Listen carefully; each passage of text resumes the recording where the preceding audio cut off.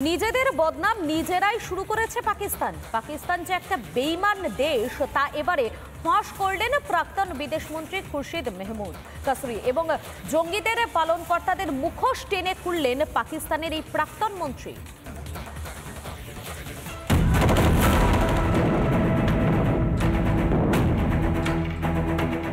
বিশ্বাসঘাতক আর বেঈমান পাকিস্তানের এটাই পরিচয়।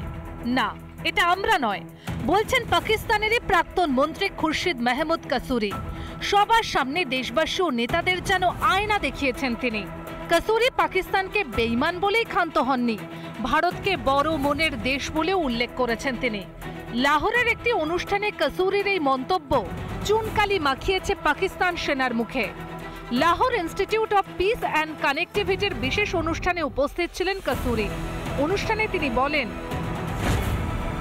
পাকিস্তান বহুবার ভারতের সঙ্গে বিশ্বাসঘাতকতা করেছে। পাকিস্তানি কার্গিল যুদ্ধ শুরু করে, এত কিছুর পরও ভারত বন্ধুত্বের হাত বাড়িয়েছে। যুদ্ধের পরেও ভারত শান্তি আলোচনায় যোগ দেয়। পারভেজ মুশারফের সময়কার তিনি বিদেশ মন্ত্রী ছিলেন। এরকম একজন ব্যক্তি তিনি যখন তার নিজের দেশের অ্যাডমিনিস্ট্রেশনকে চিহ্নিত করে এরকম একটা বক্তব্য রাখেন, তখন আমাদের আবার করে মনে পড়ে যায় যে যখন আমাদের প্রধানমন্ত্রী তিনি নিজের উদ্যোগে তিনি গিয়ে পাকিস্তানের প্রধানমন্ত্রীর সঙ্গে দেখা করছেন, পারভেজ মুশারফ তাকে সে আগ্রাতে আনা এবং তারপরেই তাদের পরপর বিট্রেয়ালগুলো, তাদের বিশ্বাসঘাতকতাগুলো পাকিস্তানে, তখন মনে হয় যে একদমই সঠিক কথা এই প্রাক্তন বিদেশমন্ত্রী বলেছেন। এখানেই থামেননি কাসুরি, এক হাত নিয়েছেন পাকিস্তান সেনাকেও। তিনি বলেন, বড় মনের পরিচয় দিয়েছে ভারত। পাক সেনার ইশারায় সীমান্তে জঙ্গি হামলা হয়ে চলেছে, যার ফল ভুগছে পাকিস্তান। এখন ভারত পাকিস্তান সম্পর্ক তলানিতে। কার্গিল যুদ্ধের মূল চক্রী পারভেজ মুশারফের সঙ্গেও ভারত শান্তি বৈঠক করে। বাজপেয়ী আমলে মুশারফকে দিল্লিতে উষ্ণ অভ্যর্থনা জানানো হয়। প্রধানমন্ত্রী মোদী সবাইকে চমকে দিয়ে পাকিস্তান যাত্রা করেছিলেন। এত কিছুর পরও পাকিস্তান ভারতের সঙ্গে শুধু বিশ্বাসঘাতকতাই করেছে। প্রধানমন্ত্রী মোদীর লাহোর সফরের 10 দিন পর পাঠানকোট হামলা হয়, তার 8 মাস পর উরিতে হামলা হয়, তারপর সার্জিক্যাল স্ট্রাইক করে ভারত। রিপাবলিক বাংলা। শাসকের গোষ্ঠী কোন্দল উত্তপ্ত আয়ুষগ্রাম, তৃণমূল নেতার বিরুদ্ধে সরব খোদ উপপ্রধান। নিম্নমানের নিকাশি নালা তৈরির অভিযোগ, এক ব্যক্তিকে মারধরের অভিযোগ। কাঠগড়ায় আয়ুষগ্রামের তৃণমূল নেতা অরূপ মৃধা থানায় অভিযোগ জানাতে গেলে বচসা শুরু হয়ে যায়। তৃণমূল নেতা অরূপ মৃধার সঙ্গে উপপ্রধানের তুমুল বচসা, আর সোশ্যাল মিডিয়ায় ভাইরাল হয়েছে সেই ভিডিও দেখাচ্ছি আপনাদেরকে, যেখানে তুমুল বচসা বেঁধে গিয়ে তৃণমূল নেতা অরূপ মৃধার সঙ্গে উপপ্রধানের। কারণটা কি, সেটা হচ্ছে নিম্নমানের নিকাশি নালা তৈরির অভিযোগ সামনে আসছে এবং তৃণমূল নেতার বিরুদ্ধে সরব হয়েছেন খোদ উপপ্রধান। শাসকের গোষ্ঠী কোন্দল উত্তপ্ত আয়ুষগ্রাম। এই ঘটনায় জখম ব্যক্তি কি বলছেন শুনুন। একটা জমি আছে, সে জমির উপর দিয়ে রাস্তা ঢেলে যাচ্ছিল, তা সেটা নিয়ে আমরা একটু বলাবলি করতে গেলাম। তো অজস্র রোডটা দিয়ে প্রচুর হয়েছে, আমার যন্ত্রণা কিছু বলতে পারছি না। কে মেরেছে আপনাকে?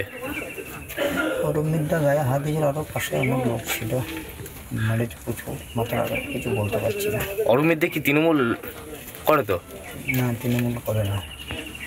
আপনারা কি করেন? তৃণমূল? হ্যাঁ, আমরা তৃণমূল করি, কিন্তু আমরা চাষি, আমাদের জমি হয়ে যাচ্ছে। তৃণমূল নেতা অরূপ মৃধা এবং উপপ্রধানের মধ্যে তুমুল বচসা, এই নিয়ে এদের কি মতামত, এরা কি জানিয়েছেন, এরা কি বলছেন শুনুন।